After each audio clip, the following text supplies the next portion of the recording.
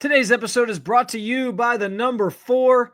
That's because that's how many rookies I think will be starting for the Browns in week 1, and I'll tell you why coming up next on the Locked On Browns podcast.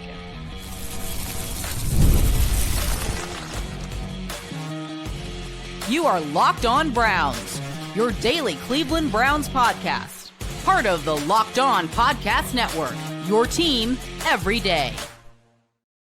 What's up, Dog Pound? I'm Spencer German, your host of the Locked On Browns podcast. I'm proudly covering your Cleveland Browns each and every single day in the land and on the road. How many rookies will be day one starters?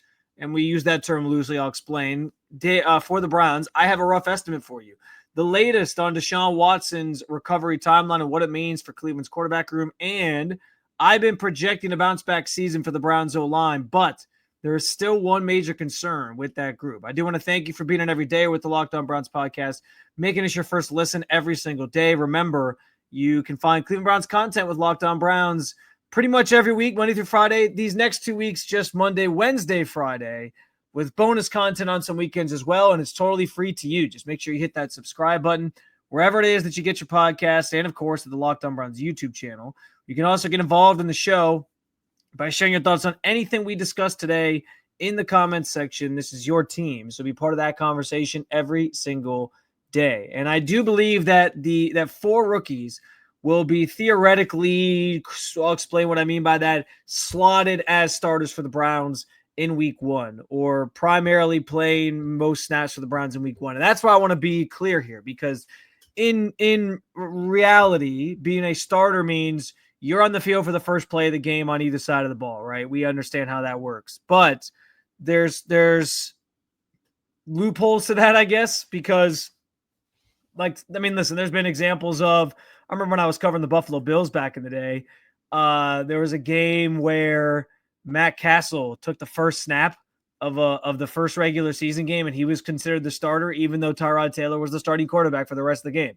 So there's some quirkiness that comes with that. But I wanted to clarify that because I think it's important to understand as I talk about 4 rookies technically being starters. That doesn't necessarily mean I think they'll be on the field for the first, they might not be on the field for the first play in some instances, but they will be the one who's primarily getting all the snaps at a certain spot or playing most of the game at a certain spot. And that's where I'm sort of going with this. Now, 2 of these I think are obvious.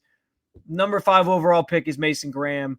You wouldn't have drafted a number 5 overall if you did not think he was going to be an every down contributor for you and playing pretty much every single snap. Yes, they rotate along the defensive line, so he won't be out there necessarily every snap, but they drafted him with the idea that he's going to be an immediate starter for them, somebody that you plug and play, if you will, somebody that starts immediately. So Mason Graham's an obvious one. And then I think the other obvious one is Quinshon Judkins.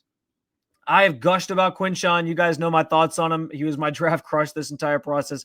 So it would be shocking if he's not the first running back out there.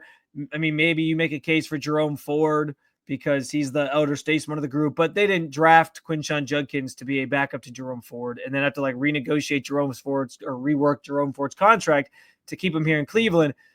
Quinshon is the future. Quinshon is the guy that they view as kind of the head, the lead back of this group, the workhorse back.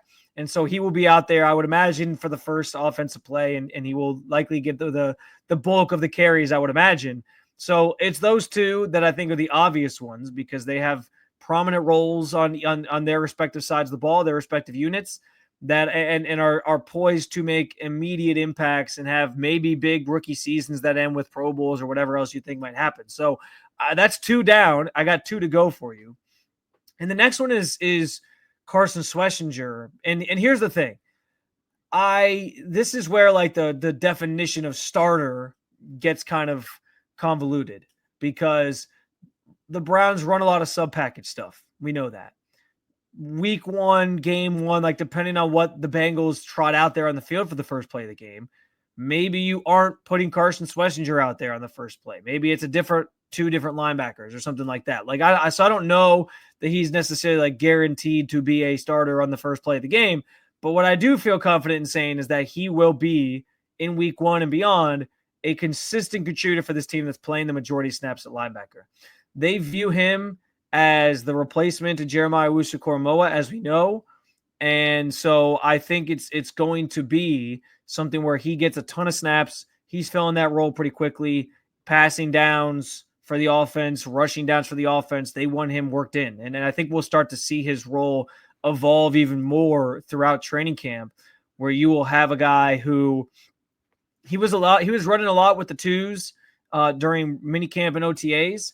And I think you'll start to see him sort of work his way up the depth chart to then be more of a focal point with the ones as training camp progresses. And then that'll ultimately be sort of where he ends up going into week one is with that first group.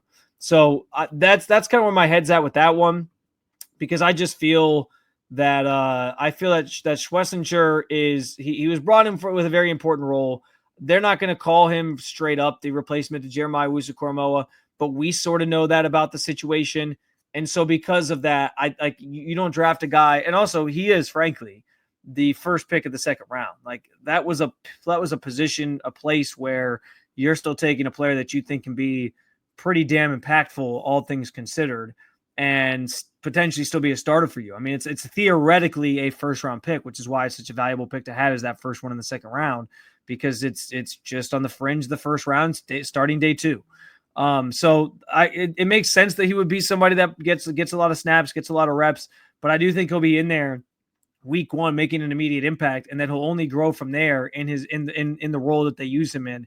And we know the Browns like to run a lot of sub package stuff, but I imagine it'll get to a point where like he is almost always out in the field, or out in the field, primarily maybe alongside Jordan Hicks. We'll see. And then the fourth one, and this one falls into line with some of the conversations I've had recently about just personnel groupings and how the Browns are going to do certain things, especially with the weak wide receiver room, is Harold Fannin Jr. I think they're going to run a lot of 12 personnel. We know that about this team. I think without a bona fide slot receiver they can turn to right now, you're trying Jamari Thrash there. We'll see what it looks like. I think they are going to depend a lot on Harold Fannin Jr. And so, again, this is another guy who maybe isn't out there the very first play if they don't come out in 12 personnel, because David Njoku's ahead of him on the depth chart. But they will spend a lot of time, I think, during the season, throughout games, running 12 personnel. He'll get a ton of snaps. He's going to make a ton of catches because of that. Like I have no doubt in my mind that he's going to have a pretty large impact on this upcoming season as a rookie. And so I think Harold Fannin Jr. does make some sense as a fourth guy that's making an immediate impact and is theoretically a starter for this team, even if he's not out for the very first play of the season.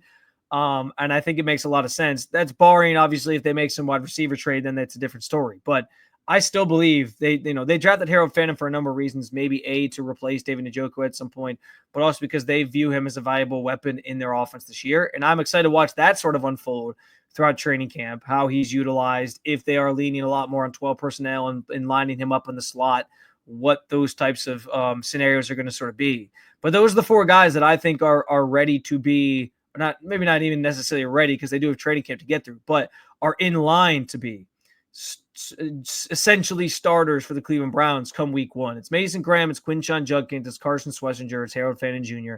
And listen, I know I didn't mention either of the quarterbacks here. I just don't think the Browns are in a place where they feel ready to start either of those rookies week 1. So that's not to say they won't start eventually. And that's not to say that I necessarily agree. Again, at pretty much every episode I mentioned at one point that I think Shedeur Sanders is the most talented quarterback on this roster. And so, if it was up to me, maybe I would start Shedeur. I probably would start Shedeur Sanders. And I'd be willing to sort of just take the good with the bad, if there is any, in terms of a guy sort of learning on the fly, because I think that's the NFL these days. You don't have to sit necessarily anymore like you used to. But they seem inclined to slow play it with them. They seem inclined to, start a veteran and then maybe pass the baton to one of those guys or both those guys later in the season. And so I'm not going to sit here and say, like, based off how they've constructed this depth chart, I don't have the confidence to sit here and tell you that I think one of those rookie quarterbacks is going to be a starter week 1. And that's based off of the Browns evaluation more than anybody else's evaluation of these guys. Because like I said, I would probably do things differently. We know Deshaun Watson is looking in the shadows of this quarterback room. What could his timeline back to the field actually look like? some new information emerges. We'll talk about it coming up next on the Locked On Browns podcast.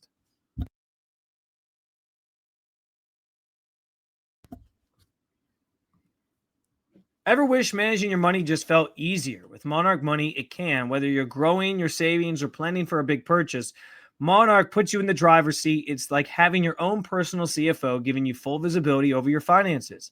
Monarch Money is more than a budgeting app. It's a complete financial command center. You can track all your accounts, investments, and spending in one place. So in addition to managing your money, you're also building wealth. My wife and I have been trying to get some big projects done around the house this summer.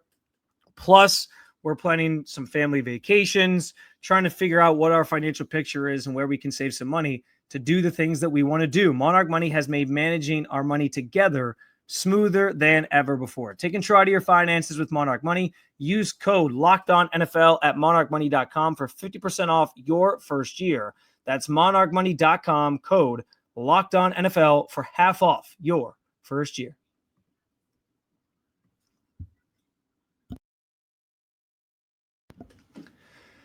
So we know Deshaun Watson is kind of lurking in the background, if you will, of this quarterback situation, this quarterback room that the Browns find themselves in with the four guys competing for the starting job. And he's been around the facility. We've seen him working out in the weight room.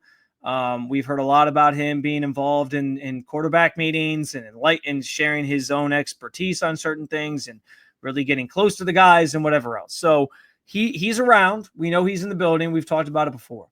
But the big question still remains, like, how are they actually going to handle Deshaun Watson's recovery timeline from the ruptured Achilles that he did rupture twice, the second time coming in towards the end of the season, and then he had the surgery in early January that to fix it the second time around, essentially. And so Cleveland.com, Mary Kay Cabot had this latest report where the plan is likely going to be placing him on the reserve / physically unable to perform list at the end of training camp leading into the season. This is the same list that Nick Chubb was placed on last year. And so the parameters of the reserve / pup list are that you have to miss the first 4 weeks of the season. You cannot play for the first 4 weeks. So if this is how the Browns handle it, and he is put on that pup list to start the season, Deshaun won't be even a factor for the first 4 weeks. Then after that, you have 5 weeks, so up to week 9, to start practicing. That's the window of opportunity he has to start practicing. And if he does do that, then the Browns get an additional window of 21 days to activate him to the active roster. So in theory, like, you could go all the way through that. You could use that. You could exhaust that first 5 weeks, get yourself to week 9, and then you essentially add another 3 weeks on top. If he started practicing week 9, then he would then have another 3 weeks potential before he would even be a factor if they were going to activate him to the active roster. So you're talking about like week 12. That's how long the Browns could sort of prolong this thing if they, with a pup list designation, if they don't want him to play next season. But that's also like the Browns are not going to activate him without clearance from a doctor that he is able to play, or multiple doctors, I would imagine. I'm sure he has his own doctors who are going to, give updates on that. I'm sure the team doctors are going to give updates on that. And so the Browns are likely to slow play this anyway, whether it's that pup list designation with all the different sort of steps and windows that follow, or it's just straight up, they don't necessarily want to see him on the field. And so they're going to wait, and then maybe not see him get cleared by team doctors. And then his season would theoretically be over. Because that's what happens. If you don't start practicing within that 5 weeks, by week 9, you go back to the pup list and your season's over. If you don't get activated to the active roster after that 21-day window, after you started practicing, you also revert back to the pup list and your season once again is therefore over. So I'm sure there are a lot of people, in that building and otherwise who do not want to see him play next season. And the Browns, I mean, listen, there is a path. If that's your thought process on if you don't want to see him, then the easiest thing the Browns could do is just make him an IR designation before the season starts. Because if you make him an IR designation before the season starts, that essentially just means, okay, his season's over. That's what that does. That's by rule. If you're ruled on the IR before the season begins, your season is done. That's it. You're there's no coming back. You don't get to use the IR return status if you're somebody who's placed on the IR before the season begins. So that's the easiest path forward if you're somebody who really doesn't want to see Deshaun next year. And I don't know that the Browns really want to see. I don't know that they're banking on seeing Deshaun next year, because look what they did with this quarterback in this offseason. They went out and they got Joe Flacco. They went out and they got Kenny Pickett, traded for him even. They drafted 2 quarterbacks. Like, I think their focus is on those 4 guys, which is why I do think they are going to milk this thing. They are going to take their time and figuring out if Deshaun Watson is going to come back, if he's going to be cleared to play, if he's going to be back at any point. And then, they'll cross that bridge, I suppose, when they come to it. But I don't think inside that building that they are banking on Deshaun Watson being ready. Now, they are putting on like a happy face publicly. They're talking positively about him. They are, discussing and sharing stories about how he's been really helpful in the quarterback room and why they appreciate him and his presence and all these different things. But to me, this has always felt like it is a couple staying together, before, without, and not getting a divorce because for the kids, essentially. It's like, hey, we know this thing's coming to an end. We know that there's no future between us. But for the kids, we're going to try to tough it out. And then when the kids go off to college, that's where we're going to call it quits. That's what it feels like. It feels very much like a divorce is looming and everyone's just being nice, putting on a happy face, singing Kumbaya for now. And then eventually it'll get to the point where when they can split, they will split. And I think that could be as early, or will be as early really, as this upcoming offseason, when the Browns will just eat the dead money of like 50 whatever million and keep on stepping. I think that's how this all is going to play out. I don't think they want to see him play this season in a perfect world for them. He would not play this season and they can avoid it. So that's why I think they aren't going to rush to bring him back. They're going to let doctors take their time with him. It's going to be the same thing like last year with the shoulder issue, where in the offseason they weren't committing to anything. And then he was, and ultimately ended up being ready to go week 1, even though he obviously wasn't a great quarterback anymore. And we saw that play out in real time. But yeah, like in my estimation, they don't feel like they need to push to get him back. This isn't like last year where it's like they need this to work. They need to be right about this trade and all this. Like, we've passed the threshold, the midway threshold of that trade. Everyone's, I think, come to terms with the fact that this did not work out. It's being called the worst trade in NFL history. And I think it's in everybody's best interest just to move on, even for Deshaun, even though we see it right now. So they'll do what they need to do. And there is a level of this too, where like they do have to be careful, right? They can't, part of the reason why I don't think they can IR designate him before the season starts is because that would raise problems within the NFLPA, I think. Because they can then say, well, hey, this guy thought this player was going through a rehab process. Doctors felt he was going to be ready at a certain point. You can't just IR him because you don't want him to play this year. So they have to sort of play the game for now and be level-headed about all this before just like trying to part ways with him and force him out the way. So I think they're saying all the right things and doing all the right things, but we know behind the scenes, it feels like a divorce between the two is looming. I don't know that I don't believe he'll actually be a factor this season is the way I would put it. I think ultimately, like, they don't activate him. Maybe there's a situation where because there have been a number of quarterback injuries with this organization the last couple of years, where then it becomes a necessity and you're like, yeah, well, let's activate him in week 11 because we got injuries and now we can add him on the roster. But if the plan here is trade one or whatever at the end of training camp, keep the other 3 and then ride the season out with those 3, I just don't know where you have room to then add Deshaun Watson to the mix unless you trade another guy, or unless, I don't know, you really are going to keep forward the entire season or part of the season or whatever. I just don't think that's feasible. And so the complications of that, plus everything else that comes with it, I think the Browns just sort of milk this thing, get to the end of it, and then find a way to keep him out for the entirety of the season. And we'll see if that's actually what comes to fruition. But it sounds like at least at the end of training camp, he'll be designated as a reserve / pup guy.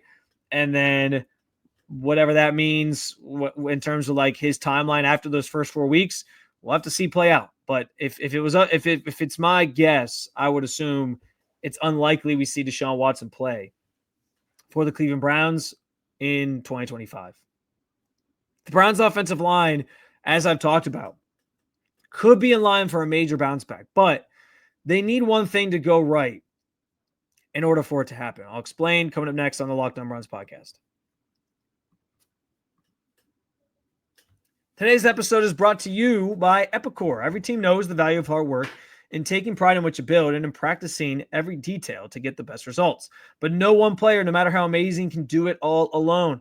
Working together makes getting the win easier. At Epicor, the all-stars are the hard-working manufacturers and distributors who create and deliver the things we all need. From aerospace to electrical to medical devices, Epicor ERP solutions are created with industry experts to help make every day easier. Seeing your whole supply chain is easier. Managing logistics is easier. Responding to price changes is easier. From small businesses with big dreams to growing enterprises with global visions, we'll equip you with the right tools to move forward, think ahead, and lead the way. Because as the clock ticks down, you need to make the most of every hard-working minute. Easier doesn't cut corners. Easier finds a way. Discover your success at www.easierwithepicor.com. That's www.easierwithepicor.com.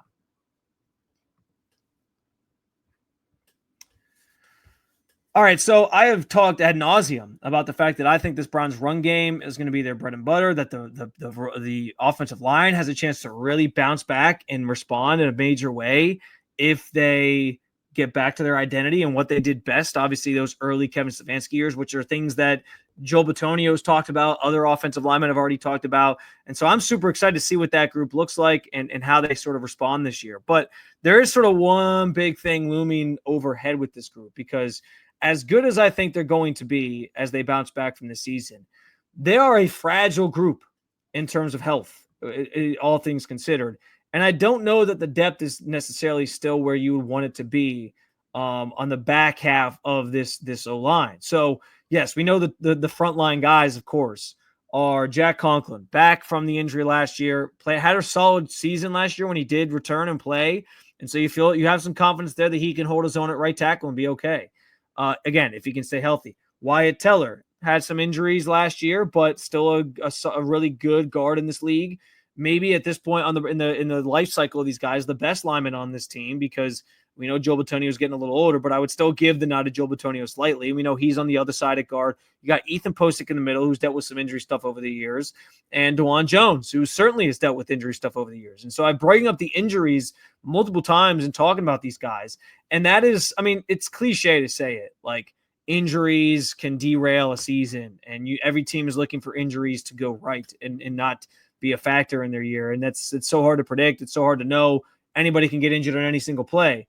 But with this group specifically, I mean, we talk about the quarterback injuries to this team. They've probably had, they have definitely had more injuries along the offensive line the last couple of years than even the quarterback position. It's been Joel at times who hasn't really missed too many games, but he did miss, I think, the one game in 2023. We know about DeJuan. We know about we know about Jack Conklin. We know about we know about Wyatt, who missed a couple games last year. Like, these guys have been injured a lot, and it comes with the nature of the position. And the problem is, I don't know that they have the depth behind them if things do go awry at any of these spots to sort of pick up the slack and feel like there's a lot of confidence that the group is going to still sort of stay consistent. Zach Zinter is a guy who's still proving himself in this league. I think you saw some moments last year, but nothing that like stood out as, yeah, he's the true replacement to Joe Bitonio. And that's something that I think is worth watching during training camp this year, to see as he's getting out there and getting reps with certain groups and whatnot. What does he look like? Is he taking strides? Has he gotten better? Because, he is theoretically supposed to be the guy that takes Joe Bitonio's role once Joe Bitonio decides he is going to retire and he isn't going to come back. Luke Whippler, I think, is fine as a backup center, but it doesn't give me a ton of confidence.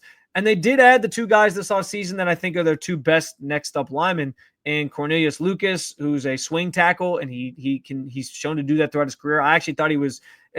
I'll say this: like, they might not have a lot of depth on the offensive line, but I do think that Cornelius Lucas is probably one of the best options out there as far as like a swing tackle is concerned. He posted some really good scores and grades through PFF as the left tackle for I think it was like 11 games last year for Washington. Now there's a reason he didn't get like a new contract, and they traded obviously for Tunsil, but they Yeah, like I think I think that's a win. I talked about like Andrew Berry's underrated off season. He's a move that I feel like falls into that bucket as an underrated move because I do like him. So you have somebody I feel good about as a swing tackle backing those spots up, and then Tevin Jenkins. I think his versatility is something of value, but I don't know that I'm so inspired by Tevin Jenkins that I think like you're going to be in great shape if somebody gets hurt.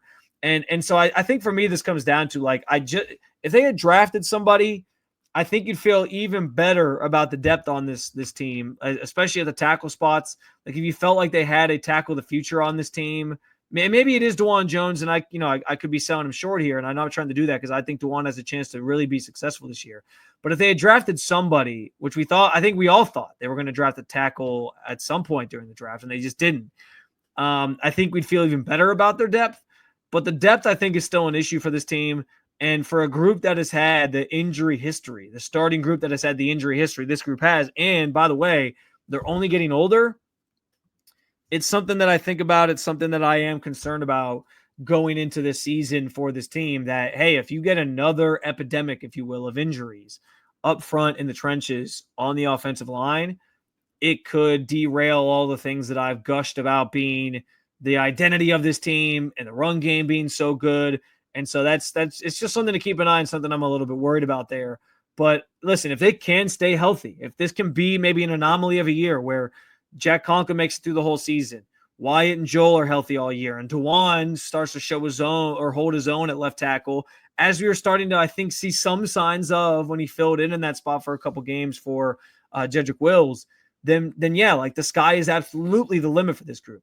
But that's the key here is the injuries and understanding that like if they get hurt, there are some concerns there, depth behind them. And I get it. Like there's not a lot of teams that can gush or boast about having so much offensive line depth, but there are teams that have it. And, I think like the Eagles are a good example of this because they just have depth everywhere, it seems like. But yeah, like injuries obviously are the thing every team's trying to avoid. So it's like I said, it's cliche as ever, but that like because they're an older group that doesn't have a lot of young guys behind that you feel confident about right now. I think that is maybe the biggest concern, and that is something that certainly could throw things off with this offense that's trying to sort of reinvent itself back to what it used to be. If somebody gets injured early in the season, it could go awry pretty quick, but we'll see how it all shakes out. And here's hoping that they stay healthy because I think this group has a chance to get back to the dominance that they used to show if they do with the guys they have up front, obviously. That's going to do it. Another episode Down with Your Dog Pound. Thank you for joining me as always to talk about your favorite football team. More to come this week. I'm working on a guest.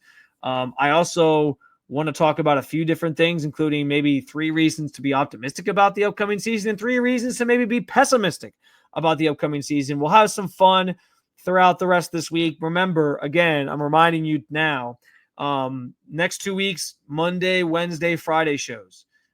Just 2 weeks, July 14th, that week before training camp really starts ramping up. We'll be back to 5 days a week, but I will be traveling a little bit here, taking some time with my family. And so we're scaling down just for 2 weeks here to just the 3 shows a week. But please stay tuned for the shows on those days. Make sure you hit that subscribe button to make Locked On Browns your first listen every single day. And for your second listen, be sure to check out Locked On NFL Scouting. Or, as always, you can keep it local. Check out Locked On Cavs or Locked On Guardians. Thanks for being on every day here at the Locked On Podcast Network. I'll talk to you again real soon, Cleveland. See ya.